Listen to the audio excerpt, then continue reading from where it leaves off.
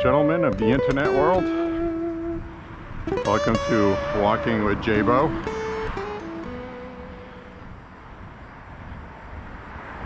I do kind of a nothing special walk tonight. Yesterday we walked in the rain, if you watched the upload from yesterday.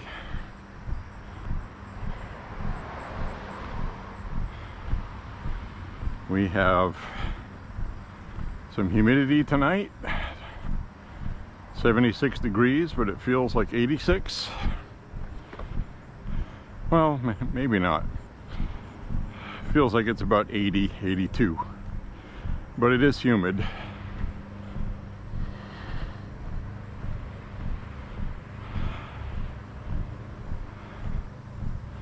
Had a good walk in the rain yesterday.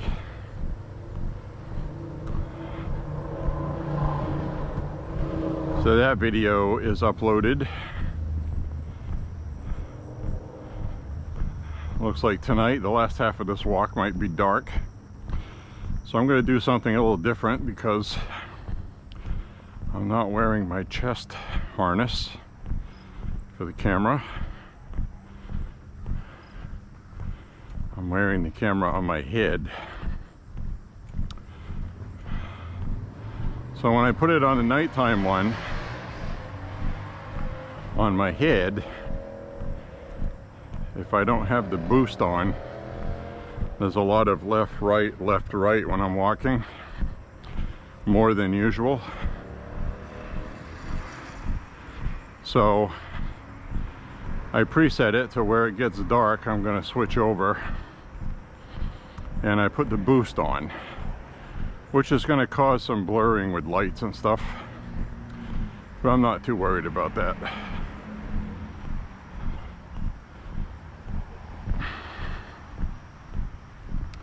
We'll see how it looks.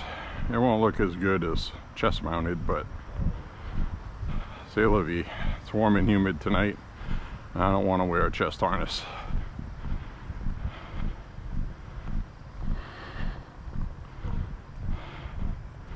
So cope with it.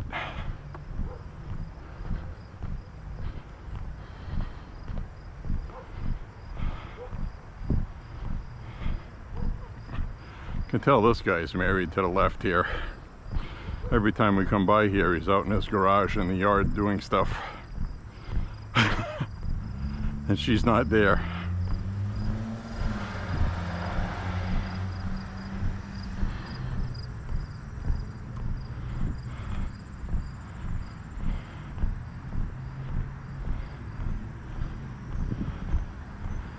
So, injury reports from walking.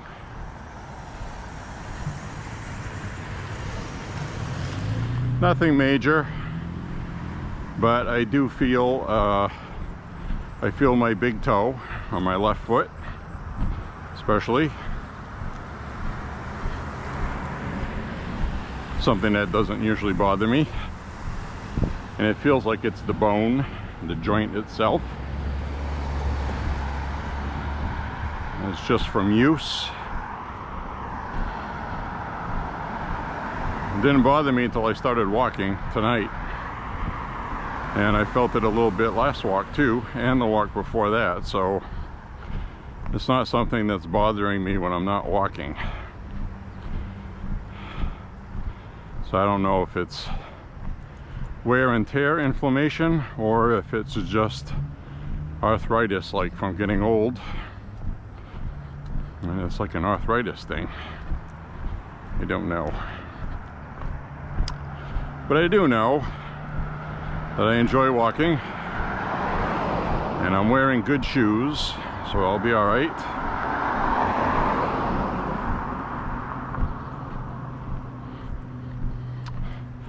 So a lot of the internet people are not happy tonight. I'll tell you why in a second.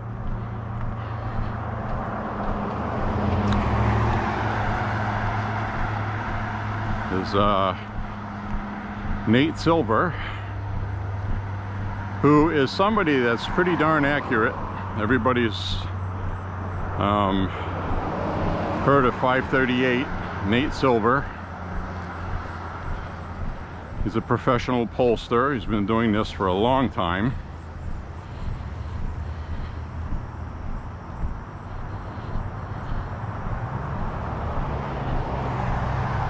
His new polling has Trump ahead by a lot.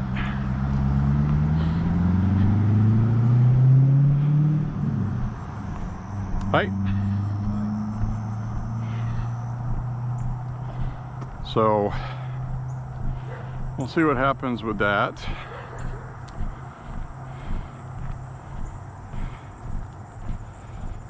Also, online betting firms have their post Biden step down, post assassination attempt, post Kamala install. They have Trump percentage winning the election by a 70% chance and Kamala at 30%, or 68-32. Two different ones I saw. And more importantly, Trump is leading in Pennsylvania, despite Fox News trying to make him not be leading. And there is a concerted effort at Fox News to make Trump look bad. And I know people are going to say, no, I watch Fox News in the morning and they're pro-Trump. Yeah, that's the surface. That's what they give off. Paul Ryan's on the board.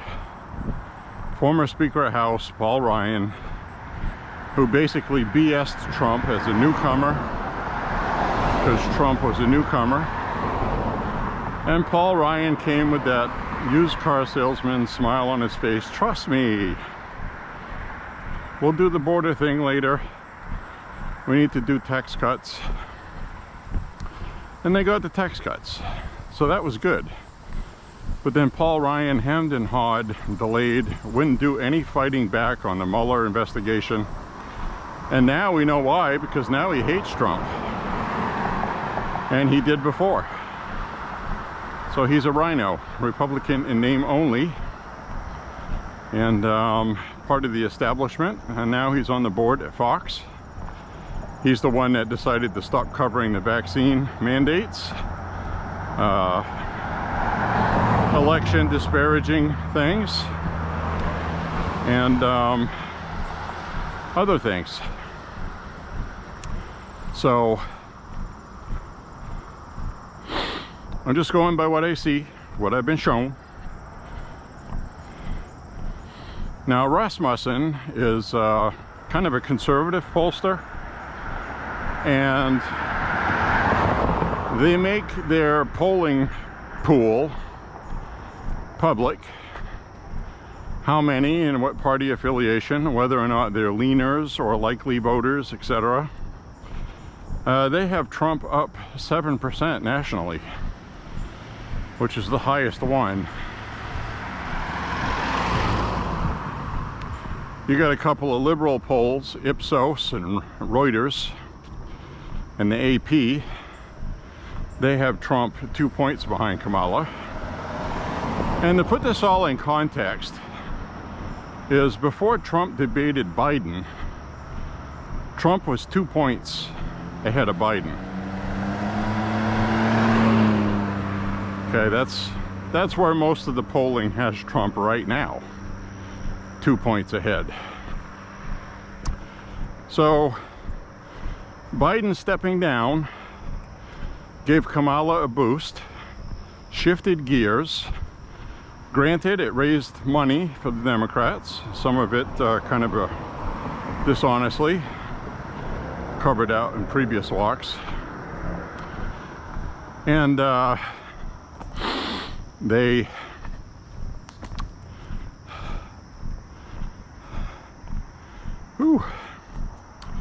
so they have all this setup like that. The hell is this can of paint here? Is full or empty? Empty can of paint, almost. So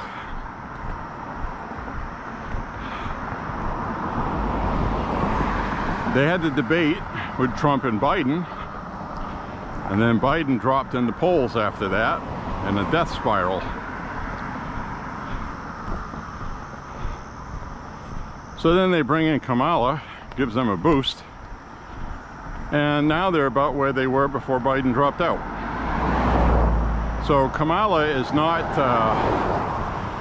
she's riding a high that's going to go down in about a month, and she's behind 2 points. So do the math on that yourself. We got the Democrat convention coming up in a week or two, I believe.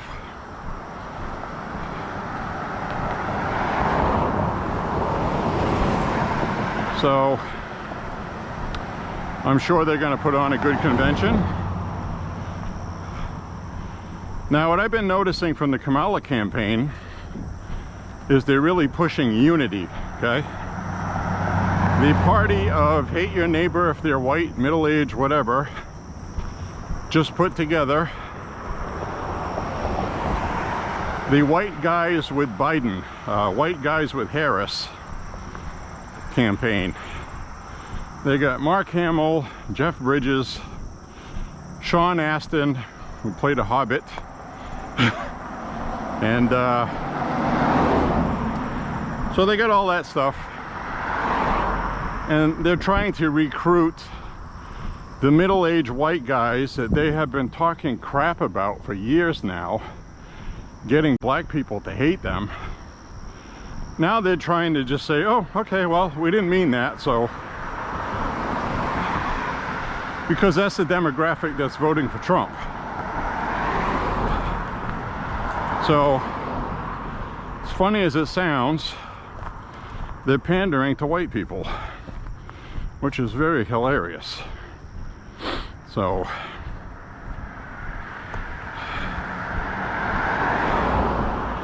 that's what they're doing.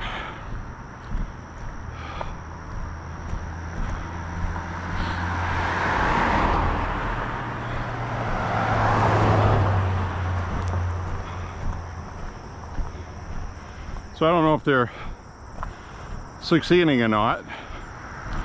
The other thing they're doing, which is really creepy, is they're trying to disparage J.D. Vance by saying that his ideas are weird. That's the talking point this week, folks, with the media and Democrats. Weird. The Republicans are weird. This is weird. Their thinking is weird. They're behaving in a weird manner. Now, some think tank somewhere said that the word weird will resonate with voters, and it's already blown up in the Democrats' face, because people have been posting things like George Takei, who has been talking about weird online with Republicans, are weird. People have been posting video and photos of him on weird talk shows doing weird things, like inspecting naked men's anuses on a TV program, a radio broadcast, which was Howard Stern.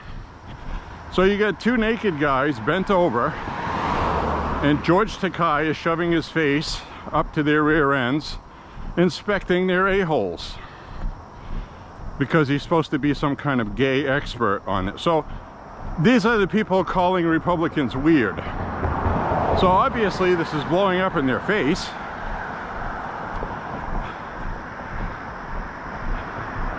And this is what's going to take them down, is they have to stand by this stupidity and defend it, or else they're homophobic, transphobic, phobic.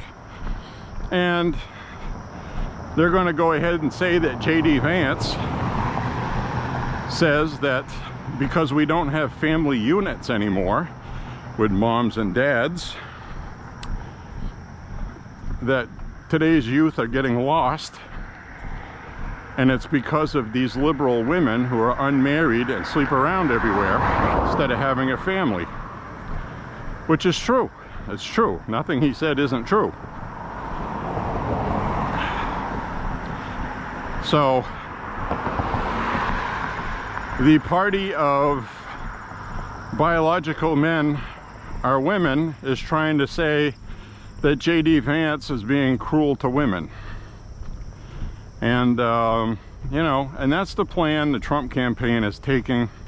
It's going to appeal in the Rust Belt, okay? The Rust Belt is what Trump needs to win the White House. If he wins Pennsylvania, which he's leading in right now, even with Kamala gaining a couple of points, he's still ahead, even though Fox News says they're tied. So, you know, if you're watching Fox News, you're going to think the world's ending. That's what they're painting. It's really terrible. They think it's good for ratings or something.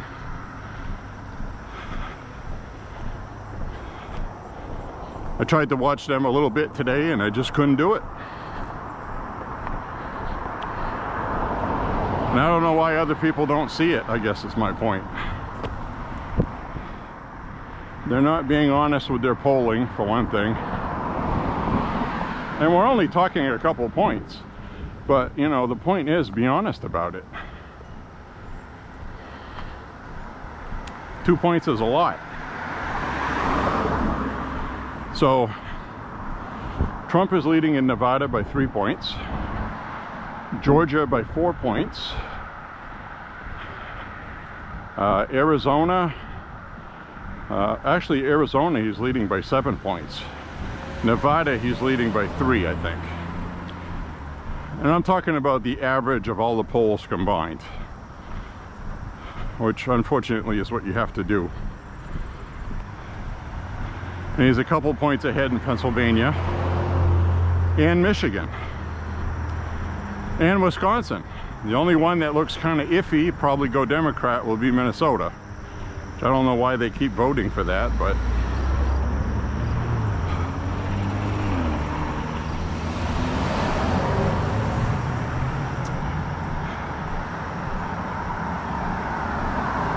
so anyway,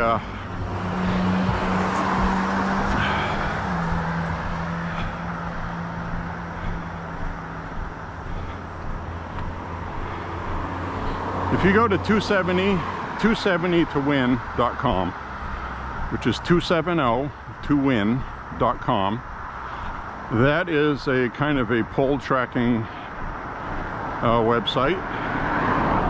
They have a really good electoral map, and when you go there and you click on it, it'll say 2024, and it'll give you how things currently look for the Electoral College count. And it has the toss-up states with not filled in, but it's interactive, so you can click on states yourself and figure out what Trump needs to win or what he can afford to lose. I was doing that, and it was like where Trump is sitting right now pretty solidly. Whew, wait for this car to go by.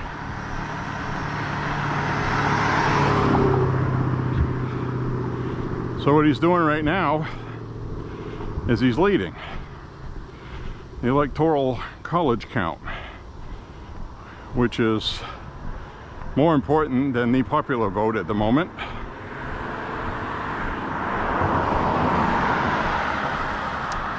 So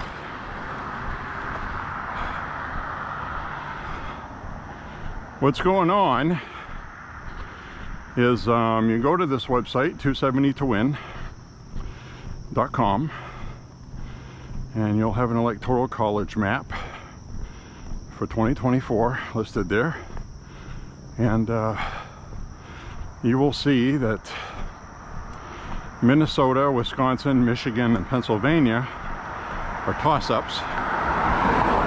Right now, Trump is leading pretty solidly in Georgia.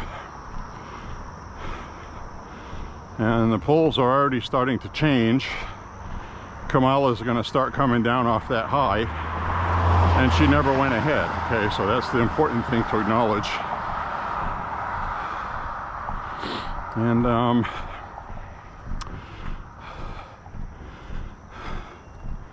whew, very warm tonight. I got a good sweat going already. So with that being said, if Trump loses Minnesota and Wisconsin, but wins Pennsylvania and Nevada or Arizona, either or, he'll be in the White House. If Trump should lose Pennsylvania and he wins Arizona, Wisconsin, and Michigan, he's in the White House. If he wins Michigan and Arizona with Georgia, he's in the White House. So basically everything is going in this election right now, and until election day, this isn't going to change. Everything is going to center around Michigan, Wisconsin, Minnesota, Pennsylvania. Now for Trump to lose, he would have to lose Pennsylvania, Michigan, Minnesota, which Minnesota looks like he's not going to win. Might be close, but I think they'll cheat if it's close and he won't win it. Georgia, Nevada, and Arizona. Now Nevada has been blue for a while now, but there's a red resurgence there right now, and it is now in the red column as leaning Republican by a couple points. So that's up for grabs. And you have to remember, all of these polls are usually within a 3-point margin of error. So if you want to be technical about it, it is closer to a tie, but I think it's kind of a conservative estimate on these polls anyway, because almost all of these polls lean left, almost all of them.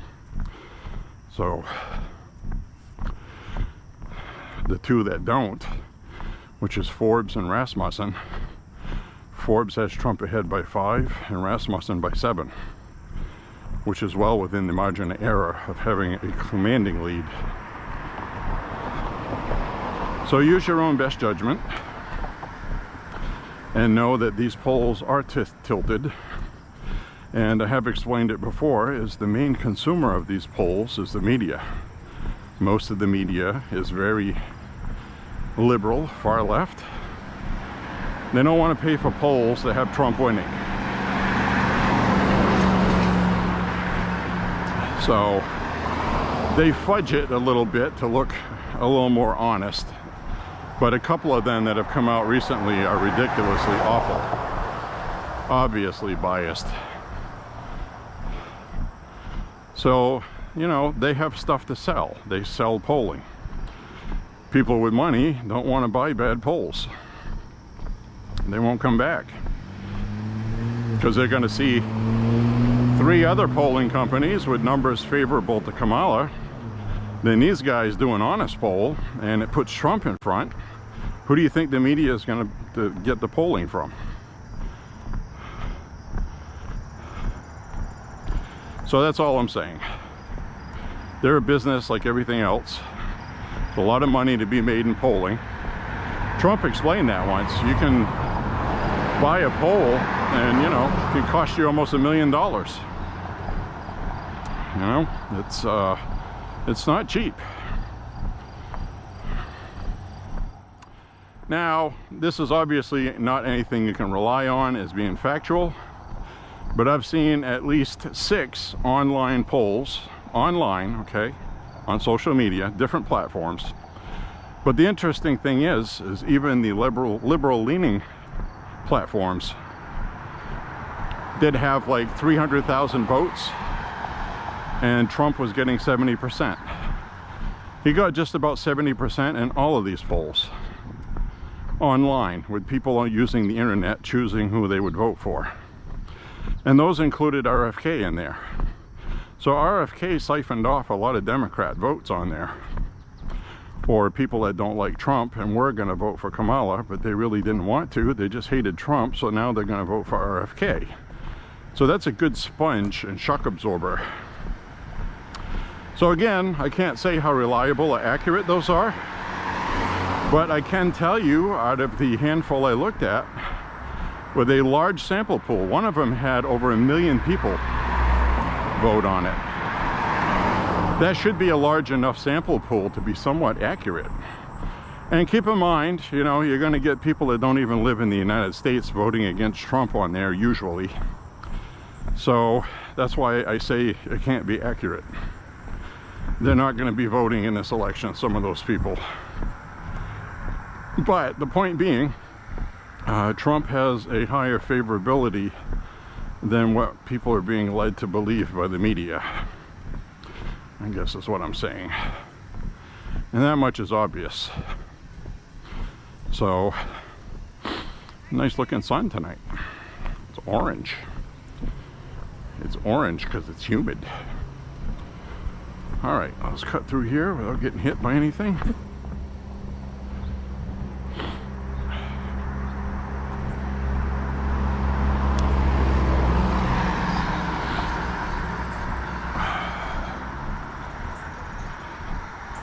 So things are already starting to look better.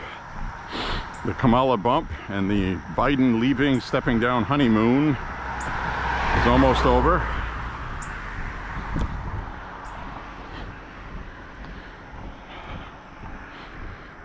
So there you have that. On top of that,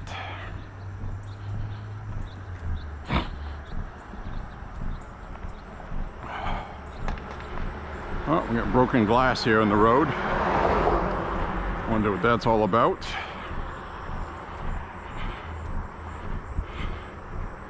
Doesn't look like windshield glass. It looks like something like broken glass, like a bottle or something. That's not good.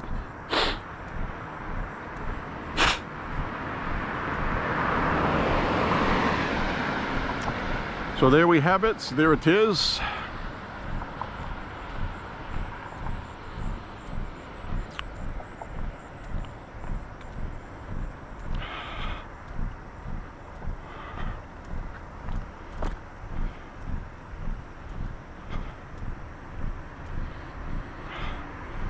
My toes feeling better now that it's been doing something. And a lot of times when I get these little aches and pains, I just kind of like walk through them. They kind of work themselves out.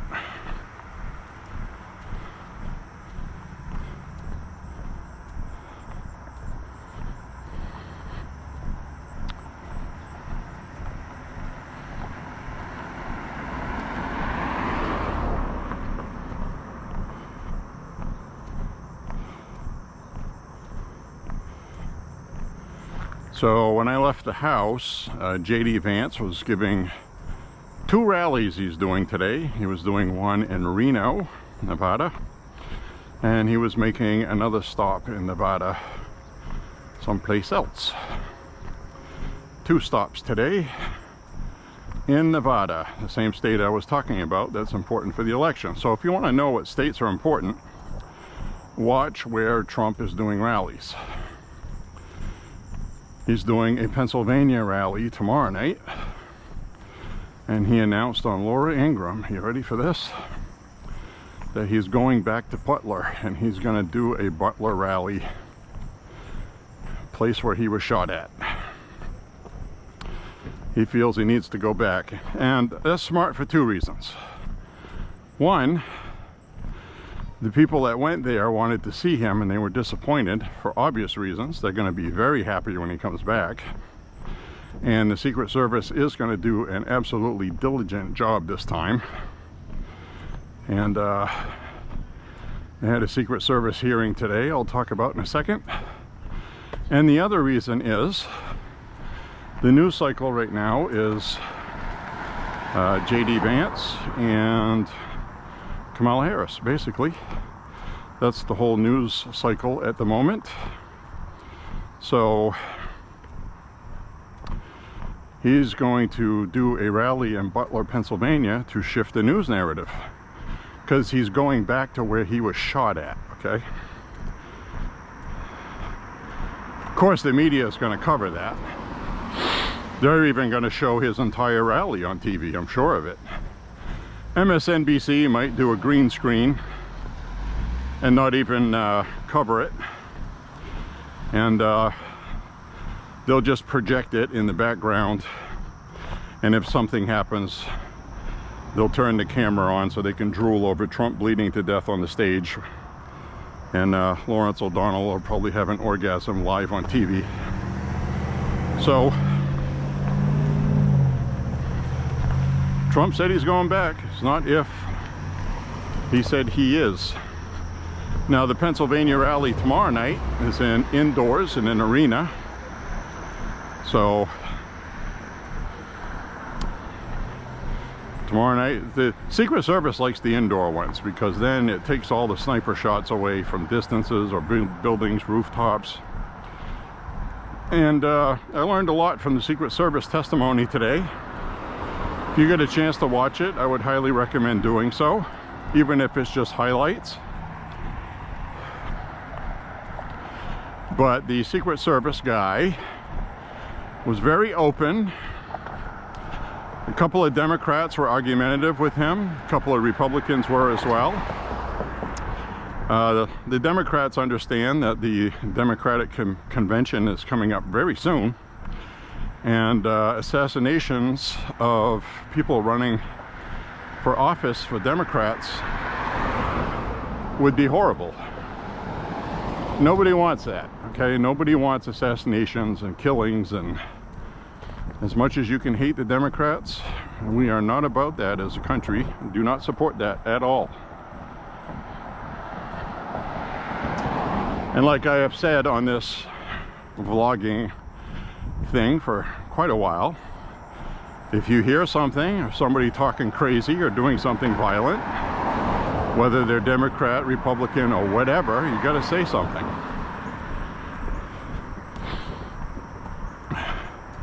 You can call local law enforcement, you know. If it's nothing, it's nothing. Okay? They can get a court order and find out where the IP address was for the person that made a post, and they will pay a visit and go talk with them. So that's a good thing, okay? And perfect example is this kid Crooks, who did this shooting on Trump. Today's testimony revealed that the kid was researching the Democratic convention next week, or the week after, whatever it is. He was also researching Joe Biden. He was researching Trump, obviously. Was also researching the Trump rallies. He was researching assassinations of JFK, distance of shot, how far away the shooter was, so he could figure out how far he needs to be away. And so basically what they shaped up today was that this guy was basically all over the place with either supporting Democrats, registered as a Republican, and not really showing allegiance to either one. So the basic gist I got today was that this kid just wanted to do something big and wanted to make a name for himself. He didn't think he was going to be killed, I guess, because they haven't reported yet on the improvised explosive devices, the IEDs. But it's obvious he had something planned after he did the shooting. I guess he didn't think that these snipers were that good, but they were. Now, a big takeaway from the testimony today was that the Secret Service took full blame for everything. The buck stops with them, is what the guy was saying. Whether there was miscommunication with law enforcement or not, it's not law enforcement's job to protect presidential candidates. They're there to assist the Secret Service. So that was pretty much made clear today. Now, there's whistleblowers coming out of the woodwork, and the Republicans have said, this is what this whistleblower said, though we've not confirmed it. I want to be clear on that, he said, that the Trump campaign requested additional people and was denied. This was reported by the New York Times, 4 anonymous sources in the Washington Post, And the guy testifying today said that's flat out not accurate, it's not true. And it was repeated to him. He said that's just not true. He said Trump gets the same amount of people in his detail that the president gets. There's nothing different. The only thing that's different is DHS, Homeland Security, national security things like the nuclear football team, you know what I mean, that kind of stuff, and national defense capability. Where let's say Iran did a drone strike when Biden was speaking somewhere and killed him, that would require a military response to intercept that, as well as retaliate. Once the vice president is confirmed that the president is dead, then she can act on that. So they have a little bit different stuff for military applications that Trump doesn't have with his detail. So, but basically the amount of people, according to what he testified today, is the same as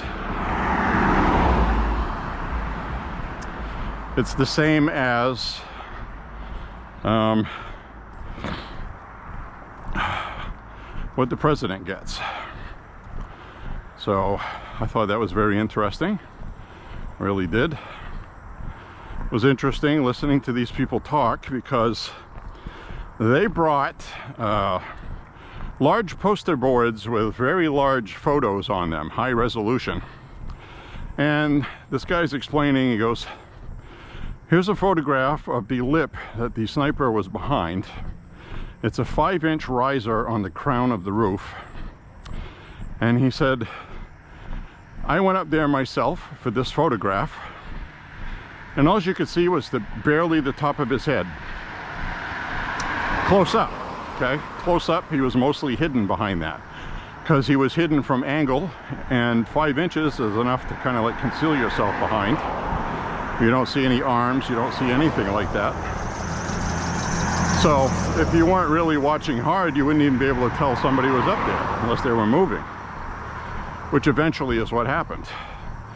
But it was people on the ground, spectators, that saw him. And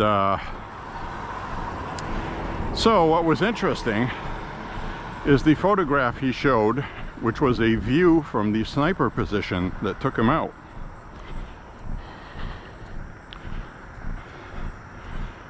You could see the edge of the roof, that little crown thing on the top, with a 5-inch raised kind of like center of the top of the roof that he was behind.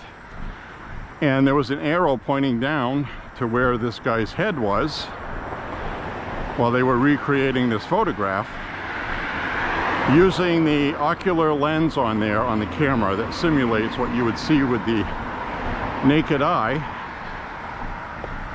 Obviously, when you look through a scope, you can see everything. But they're just saying, if you were just standing there looking with the naked eye, this is all you would see.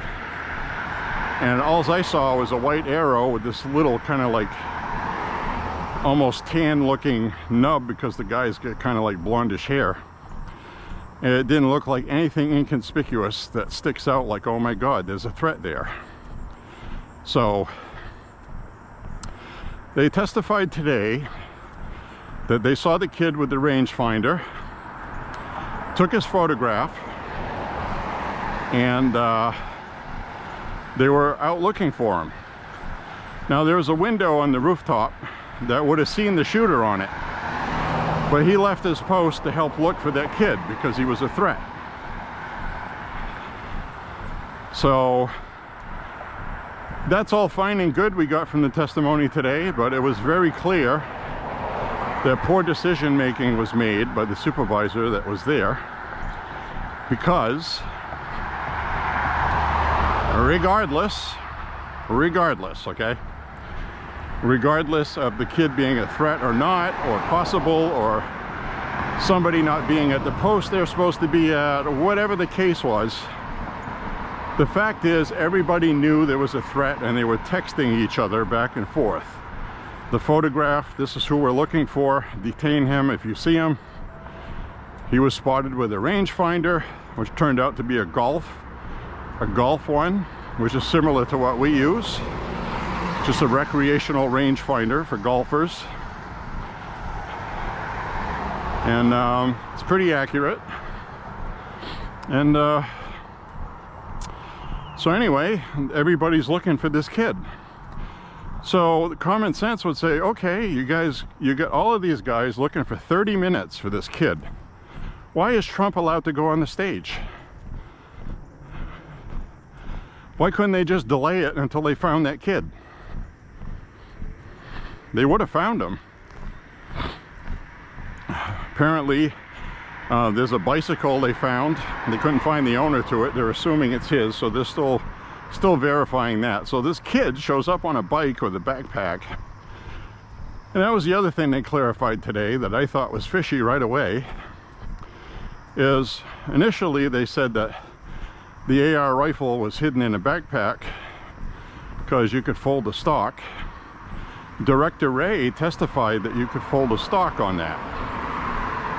Well, that shows you Director Ray doesn't know anything about firearms at the FBI. Because of the gas tube, you cannot fold the stock on an AR rifle. Any AR rifle. I'll wait till I pass these people.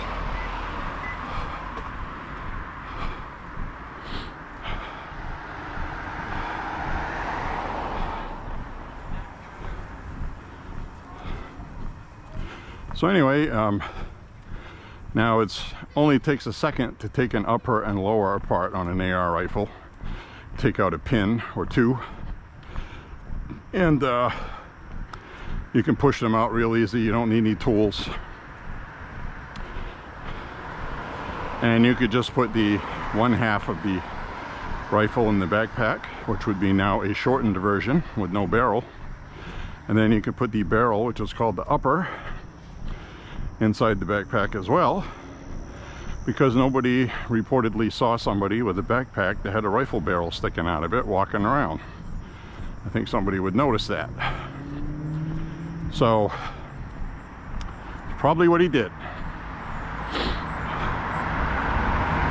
So I'll give the Democrats credit today.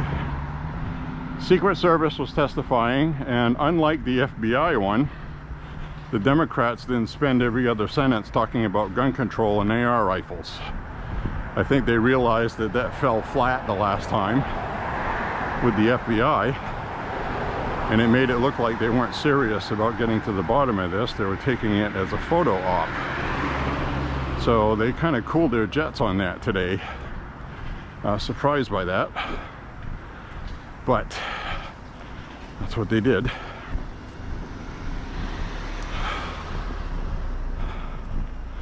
And so we got that today. Very interesting. Highly recommend you check out the highlights.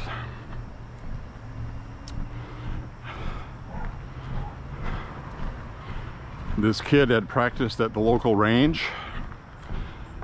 He called in and switched work days with somebody, like he was planning on going back to work or something. I think he honestly thought he was going to get away with it and be able to go home and marvel at his work and giggle while watching it online or something. I really believe that.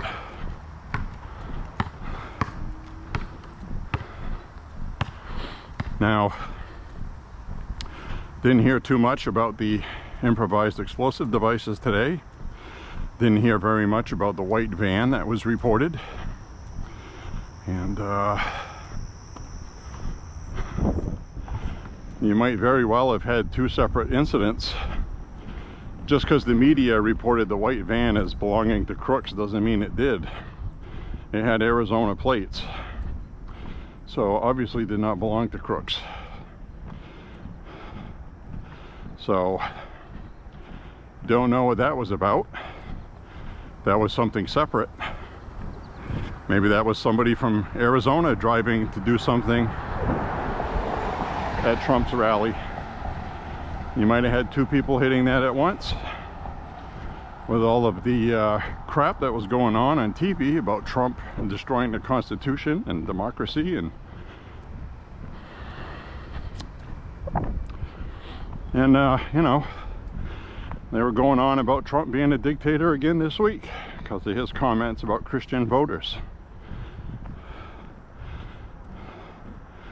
So obviously nobody has learned anything. It was faux sympathy. I think the funniest thing that came out of the hearing today was Senator Kennedy out of Louisiana, of course. He's the funniest one.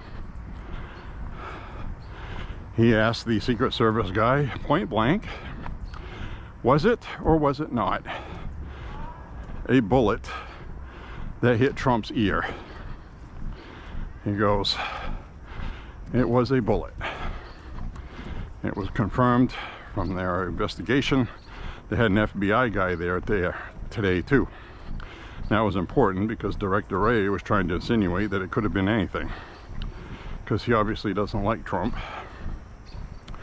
But this guy said that emphatically that it was indeed a bullet. They've recovered all of the bullets that were fired. I know 5.56 or 223 pretty much will disintegrate on impact on steel. So the one that hit the tractor and ones that hit the stands, a couple of them went underneath the bench into the ground, and we saw one explode off a railing after going through two people, presumably the one that hit Trump's ear. So the poor guy that got killed, the bullet didn't stop at all because it was Full Metal Jacket. He didn't use an assassin's bullet. Okay, that's the other amateur hour thing about this. He just used range ammo, which, yeah, you could, you know, kill somebody with that, but it's not a guarantee either. He could very well have shot a piece of Trump's side of his head off behind his ear, and it might have been a kill shot enough if it took enough bone off. But there have been war injuries where people have been shot in the head and you apply pressure on the wound, get him into emergency care, and then they put a plastic plate in there and control the brain swelling because it's been injured. That's really the danger with that. That's if it's not a clean shot, okay? Then of course after that you might have some mobility problems, maybe speaking issues, but that's not the speaking part of the brain where he would have got shot. So it wouldn't have been good, because even if he would have survived and he gets elected, the Democrats are going to say he's had a brain injury, he's not competent or fit to be president, blah blah blah, after we just, you know, and we still have President Turnip in office. So anyway, that's what happened with that from what we know. There was 8 shell casings up on the rooftop. No reason to dispute that. There's body cam footage from Secret Service up there. Everything was counted, documented. Now what wasn't recorded,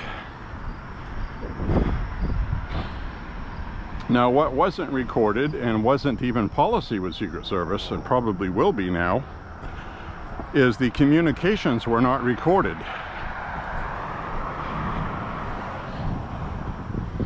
Oh, I see a deer. There's a deer right there looking at us. Hi, baby. There it goes. It's gone off into the woods. Don't come this way. Don't go in the road. You'll get hit. Oh, it's the first time I ever see a deer there. That's cool. I think you got to see that one too.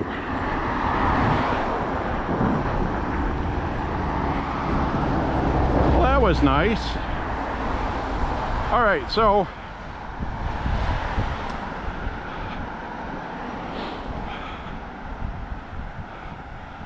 that's what's going on with that stuff. And It's pretty cool.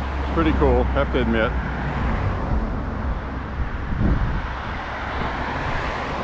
Things are looking good. I'm going to be nervous about somebody trying to kill Trump, though, every time he has a rally, but unfortunately, he has to have them. He's got to. So, Kamala's out doing hers, and he's going to have to do his. So, granted, Kamala's getting like 68 people at one of them. I mean, there's no way she has the enthusiasm they're saying she has. It's all fluff. It's all fluff and no nutter. You ever have fluff and nutters? Well, the media is all fluff. It's all marshmallow, sweet, sticky, delicious stuff, and they don't have any protein. They don't have any nuts. There's no nutter in it.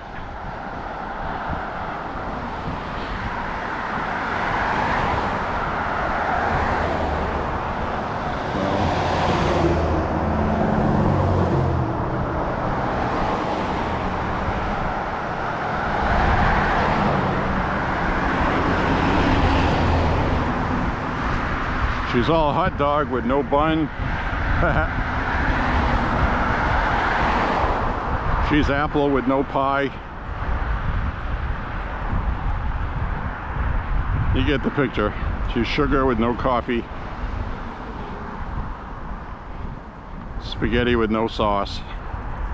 Pizza with no crust, etc., etc., so on and so forth. And this is about the time where they're going to start promoting the DNC convention coming up. And I think that's why Trump wants to go back to Butler, Pennsylvania to kind of steal the headline. I think he's going to do that.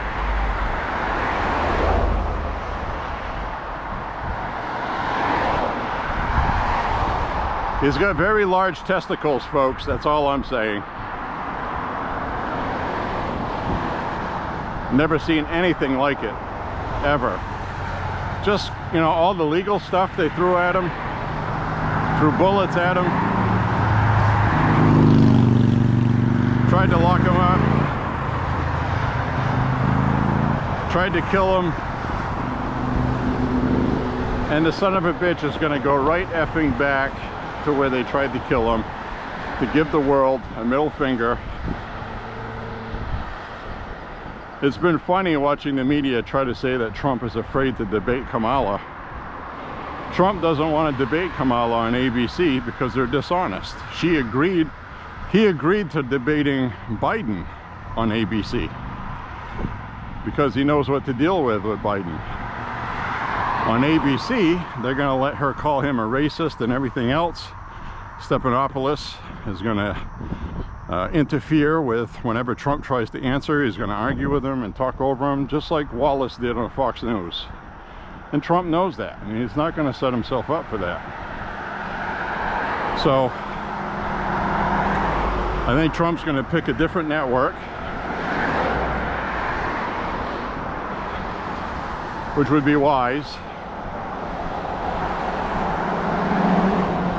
And he has said that he has to debate, so that's not a debate on whether or not Trump is going to debate or not. He says he has to. That's just what you do.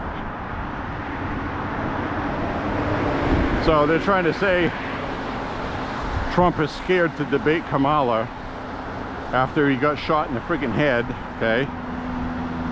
And he's scheduling a rally to be where he was shot. That he's afraid. So I don't know when Trump is going to schedule that rally in Butler, but I would do it while the DNC is doing their convention, or immediately after. Should be about 2 days, maybe 3 days, like the Republican one was. That's where you're going to see Hillary Clinton speak, Bill Clinton. Joe Biden's probably going to show up to speak on the last day. So the whole world's going to be watching that, obviously. And Trump says he would have chose J.D. Vance no matter who the candidate is or was.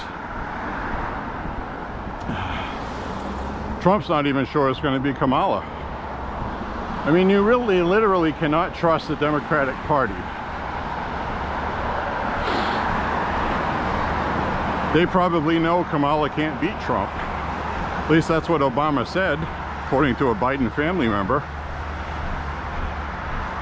He said she's not ready for prime time. So they might have just come out and did a public thing. Yeah, we'll endorse her. Then behind the scenes, they're stabbing her in the back. You know, like they did to Caesar. So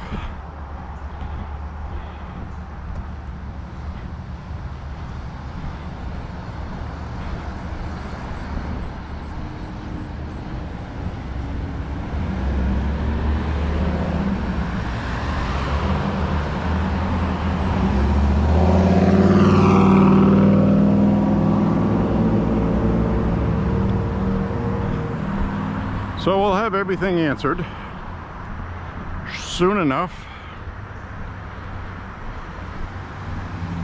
Soon enough, folks.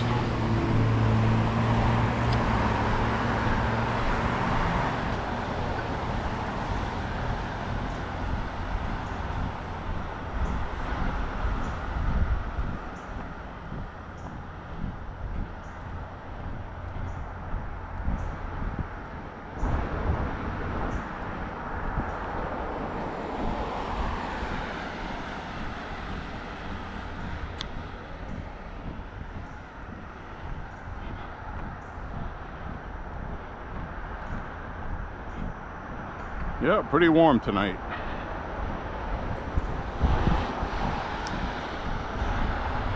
Chance of a rain shower in a little bit. That's why I went walking now before it got dark.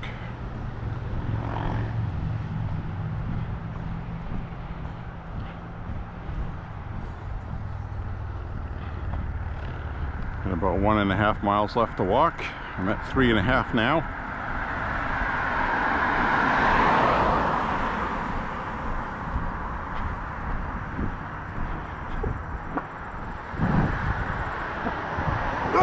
Hey, calm down, calm down. Calm down, baby, calm down. It's all right.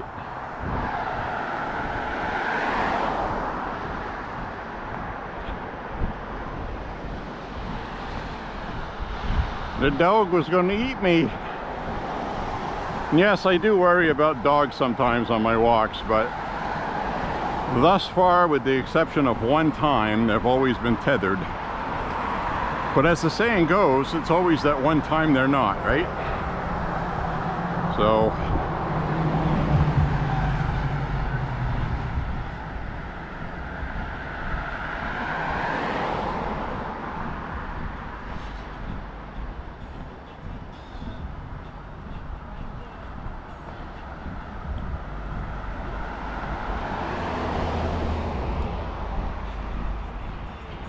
and the ones that do attack me that aren't tethered are little dogs. I'm talking about a full-size real dog. Okay, it's only happened once.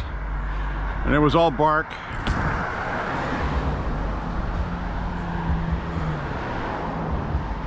It was all bark and no bite. And that's usually what you get from the little ones.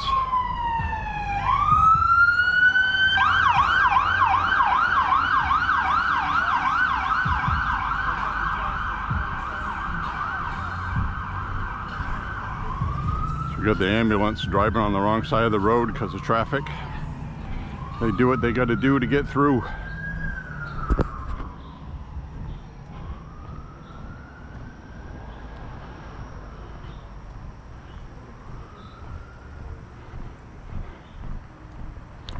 So, might have enough daylight to finish up this walk, which is good. I won't have to switch to the night.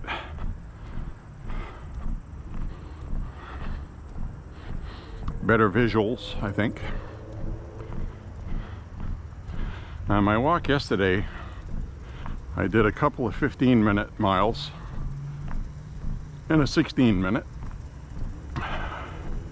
out of my 5.5. So I was happy with that. That's really good time, because 19 minutes a mile is considered good.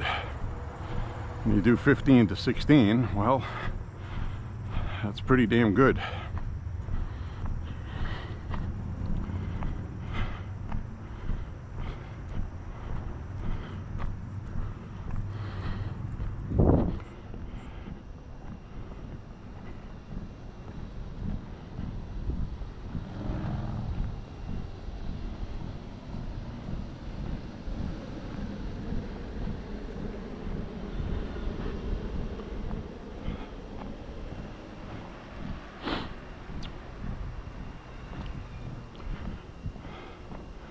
So we got ourselves an election, folks. It's going to be very exciting. I'm very happy with most of the states that Trump needs to win. He's winning. Kamala hasn't come out of Biden's hole. That's very important. That means that voters inherently understand she's not the best candidate. That's the big takeaway. And, you know, I hate to say it, but Michelle Obama does not have any governing experience at all, other than being First Lady. Plus, you would have Obama back in the White House as a first husband, first male, I guess they would call him. And she is definitely more popular. Now, she didn't poll well against Trump. But that would change if they officially made her the candidate. That would change, and she would get pretty much all of the black votes, I think. It would really change the dynamics, because a lot of black people don't like Kamala Harris, but they love Michelle Obama. The donors would love Michelle Obama. The media. A lot of independents will like her too. Because she has said some things, but she didn't really like spew a lot of poisonous hate. She doesn't have a lot of baggage to bring out. Nothing controversial. No affairs. She didn't make any racist comments. She just did her First Lady job, and she was very sad when that ended, but she's made it clear that, you know, she doesn't want to do it. Which is good. And you know, because you think about that, she would have to go out there campaigning, worry about people killing her. Now you have to remember, when she came out of the White House, you know, they got their friggin' house in Hawaii. She got an $80 million book deal. Obama, Barack, $60+ million from Netflix. And he's also on the board, making so-and-so a year. They don't want to go back to the friggin' White House, okay? That'd be like a downgrade for their lifestyle, seriously. They're not going to do that, so it's a romantic notion, but that's all it is. Which makes me love Trump even more, because he really doesn't need to do this. He's only doing it for love of country. And that's the only reason he's doing it. That is blatantly obvious. So all they have to push is the dictator thing. Like, he's already a wealthy billionaire, now he wants to be like a dictator, like Putin. So, but the people know he's not a dictator, and they need to stop pushing that. I thought there was a chance they might actually stop pushing that and just, you know, call him a coochie grabber, call him all that other stuff. Don't call him a dictator. Don't call him a shredder of the Constitution and a threat to democracy itself.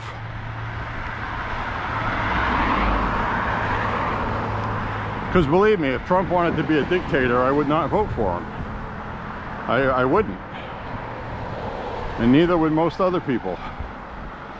So they're trying to ride this plane of non-reality and create a narrative, but really jumping on this weird thing for J.D. Vance this week was in itself really weird.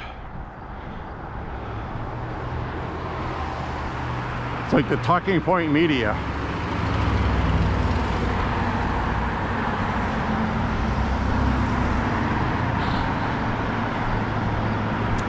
It's the talking point media.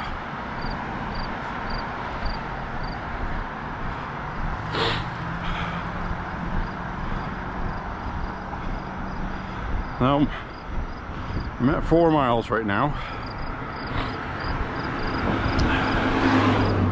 I don't know how long this battery is going to go, because I did have it on before I left the house. Only for a few minutes, but you know, that'll actually eat up about 3%.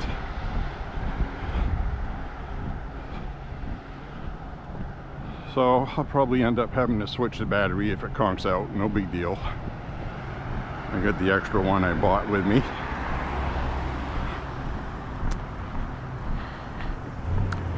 Might have enough to finish this walk, but I doubt it.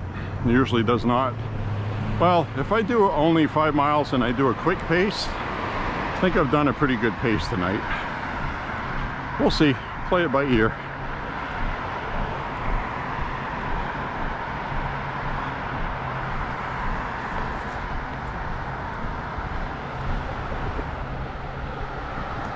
What's been really funny with regard to Trump's ear is the media not understanding how bullets work. It's the first big problem. You know, the 60 Minutes did a thing on AR rifles a couple of years ago. You might have seen it. And they showed the wound cavity it makes and the hydrostatic shock, like when you shoot like a watermelon. But they shot into a gel, test gel, which is pretty common. And you know, it looked as violent as it is, okay? But they also used defense ammo, hollow points, when they did it, which are loaded a little more hot, and they expand. Typically what happens with defense ammo for 223, 5.56 is it disintegrates into pieces. So it left the impression of people watching it like bullets explode on impact, like they have an explosive in there, because the guy mentioned explosive energy it has. That doesn't mean there's explosives in it. And people that don't know anything about ammo, they think these rounds blow up when they hit something. So they're wondering why Trump's head didn't blow up.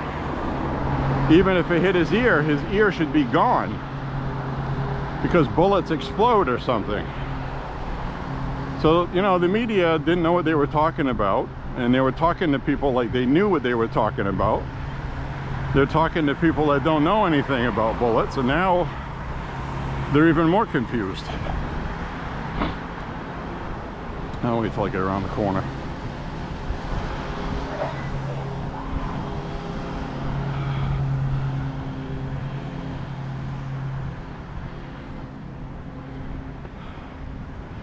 So we'll head down this way.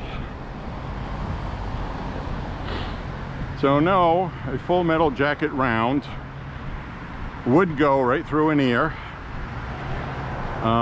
It would cause bleeding, that's for sure.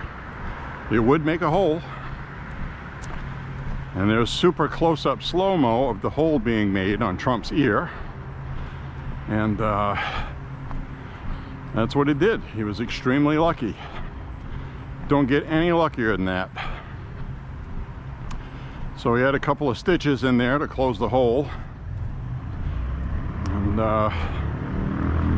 very lucky.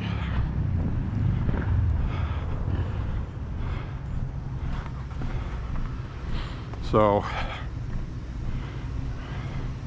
we had that one guy that got shot in the head, unfortunately. That was a full metal round. It went through his head and came out the front. And it kept going past Trump and went underneath the stands behind Trump. So that was a full metal round. Probably cheap Target stuff. I don't know what the brand was. They didn't say what it was. But it certainly was not a sniper bullet, okay?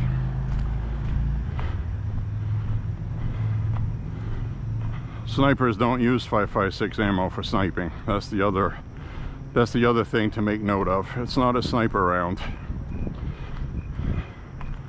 It's not designed for long distance. Yeah, you can shoot up to 600 miles with it, but it's not as it sounds.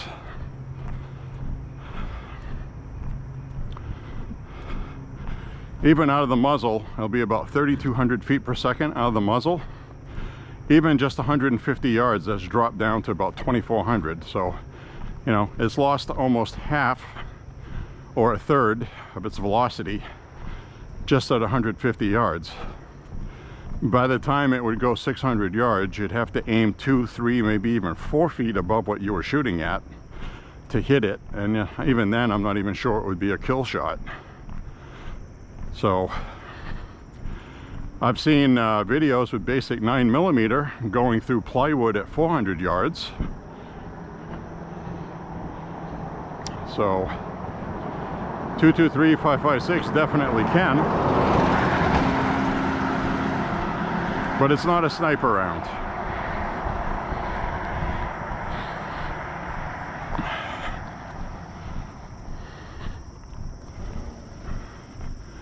And there's a lot of internet experts on there that say that, if you hear somebody say the 223 5.56, the bullet will tumble.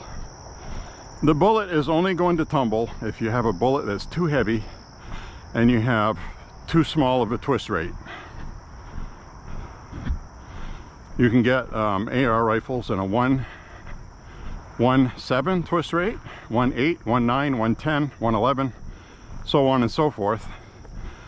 And most rifles will come with a 1:9 ratio, where there's one complete revolution of the bullet per 9 inches in the muzzle to set it spinning so you can have accuracy. It's not as, you know, most ARs are 1 and 9. 1.7 is better if you're using a different weight of bullet. So there's a chart I have that shows the different bullet weights to use for different twist rates for 223 5.56. And the 55 grain regular average bullet is pretty happy with 1.7 and 1.9. Now when you get into the 70+ grain bullets and you try to shoot that in a 1:7 or 1:9 ratio twist rate, you'll get tumbling. It means you're using the wrong bullet with the wrong barrel, and it matters. So that's where the internet folklore came from. It's based in fact, but it's not factual. Depends what weight bullet and twist rate you have in your rifle. So there would be no tumbling.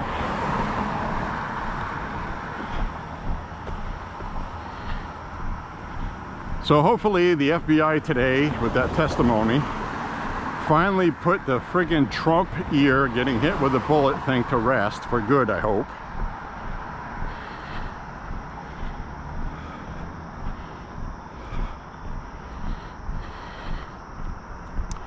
And all it did was it made people look as petty as they are, or they couldn't begrudge Trump being a victim or being humanized, which is the thing, like my brother said. They don't want him to look like he's human. So that's what happened with that. Trump's ear got shot with a bullet. End of discussion. Put to bed, finally. Telling us what we already know just from watching it.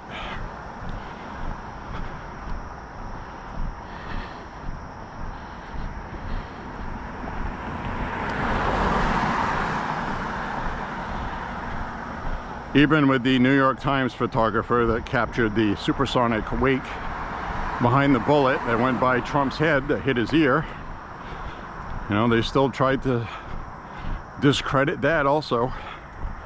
So now that's all put to bed. It's all put to rest. He's the luckiest SOB, and that's it. So anyway, we'll walk on up ahead here and sign off.